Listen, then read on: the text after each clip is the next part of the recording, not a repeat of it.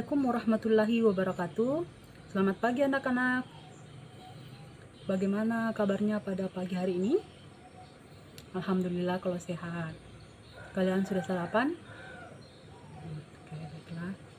Nah, sebelum kita mulai pembelajaran pada pagi hari ini, alangkah baiknya kita berdoa terlebih dahulu. Nah, ketua kelas silakan pimpin teman-temannya untuk berdoa.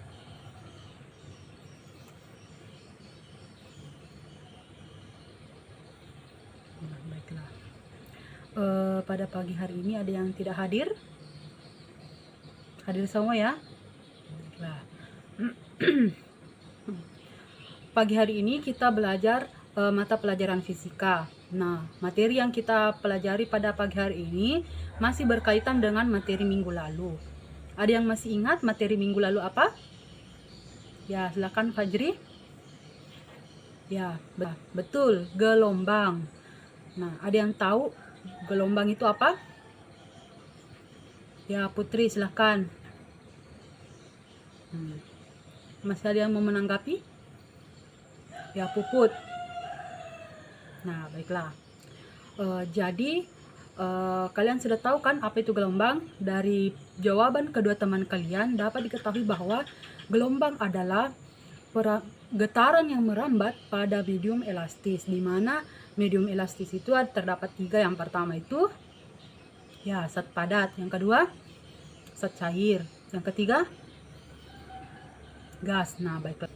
Nah, pada pagi hari ini kita masih membahas tentang gelombang ya, tapi kita berfokus kepada KD 3.9, yaitu menganalisis besaran-besaran fisis gelombang berjalan dan gelombang stasioner pada berbagai kasus nyata.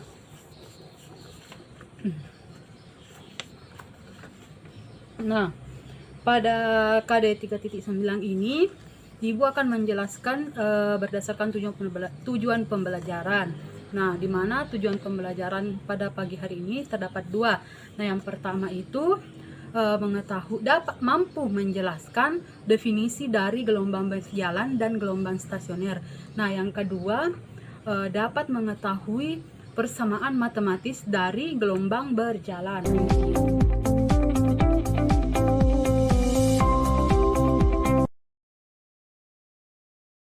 Baiklah, berdasarkan tujuan pembelajaran kita akan membahas terlebih dahulu yaitu gelombang berjalan. Nah, ada yang tahu apa itu gelombang berjalan? Kalian kan sudah tahu apa itu gelombang. Nah, sekarang apa itu gelombang berjalan? Nah, kan gelombang dibagi menurut amplitudonya, gelombang dibagi menjadi 2. Gelombang apa saja? Ya, betul sekali, gelombang stasioner dan gelombang berjalan. Nah, gelombang yang memiliki amplitudo yang tetap, gelombang berjalan atau gelombang stasioner? Ya, Nurhalisa apa? Gelombang stasioner. Ya, ada jawaban yang lain? Ya, Nurfadila? Gelombang berjalan. Nah, betul. Gelombang berjalan itu memiliki amplitudo yang tetap, sehingga dapat diketahui bahwa gelombang berjalan adalah gelombang yang merambat pada medium elastis yang memiliki amplitudo yang tetap. Betul sekali. Nah, coba kalian sebutkan contoh gelombang berjalan pada kehidupan sehari-hari. Ya, Puput apa? Ya, gelombang pada senar gitar. Ya, betul. Ya, Fajri apa? Gelombang pada air laut. Ya, ada lagi? Nah, ya tadi kan ada yang menyebutkan bahwa salah satu contoh gelombang berjalan pada kehidupan sehari-hari itu gelombang pada air laut. Nah, saya ingin bertanya, kan kalau seseorang itu melemparkan batu ke dalam air di sungai misalnya, itu kan terjadi gelombang. Nah, mengapa dikatakan gelombang berjalan? Kenapa dikatakan gelombang berjalan? Ada yang tahu? Nah, ada yang tahu? Ya, karena titik-titik yang dilalui gelombang mengalami getaran harmonik dengan amplitudo yang tetap. Nah, betul. Oke. Kalian bisa lihat gambar di atas. Ini adalah contoh gelombang berjalan. Gambar gelombang berjalan maksud saya. Nah, sekarang kalian perhatikan gambar di atas. Nah, misalkan A digetarkan dengan arah getaran pertama kali ke atas, maka dapat dirumuskan sama dengan Y sama dengan A sin omega T. Nah, di mana T itu adalah waktu, sehingga selang waktu yang dibutuhkan dari A ke P yaitu sama dengan X per V. Nah, sehingga kita dapat menuliskan ulang rumusnya, yaitu Y sama dengan A sin omega dalam kurung T kurang X per V. Dengan omega sama dengan 2V kali F, sedangkan K sama dengan 2Pi per lambda, dan V sama dengan F kali lambda. Sehingga persamaan sebelumnya dapat kita tuliskan seperti di atas, yaitu Y sama dengan A sin omega WT tambah KX. Nah, karena arah getarannya pertama kali digetarkan ke atas, maka amplitudonya itu bernilai positif. Nah, dengan demikian persamaan gelombang berjalan dapat diketahui, yaitu Y sama dengan plus minus A sin dalam kurung WT plus minus KX. Sudah jelas? Nah, selanjutnya kita akan membahas tentang gelombang stasioner.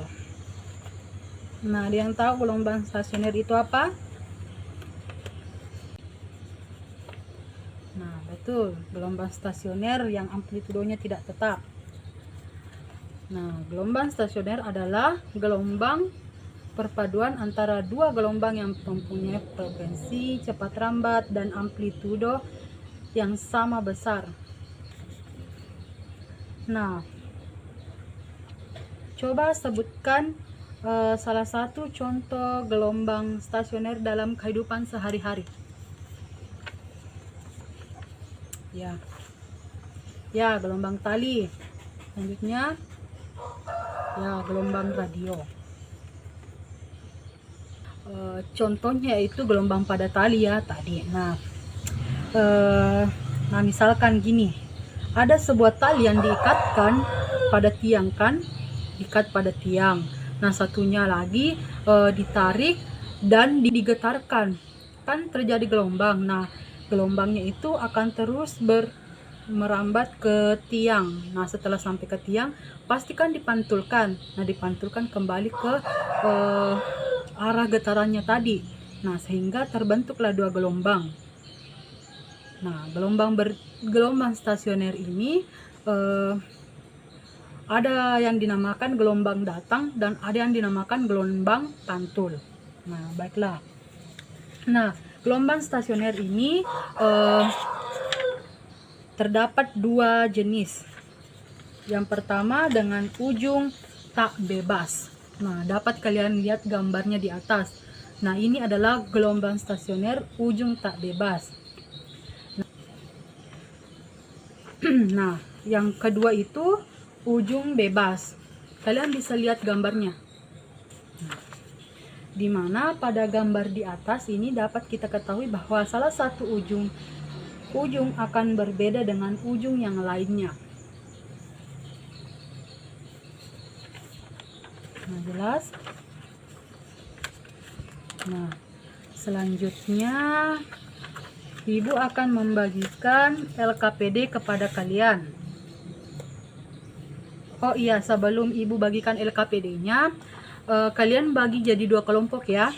Nah, setelah kalian bagi kelompok, kalian duduk berdampingan sama teman kelompoknya. Oke, baiklah. Kalian buka LKPD-nya pada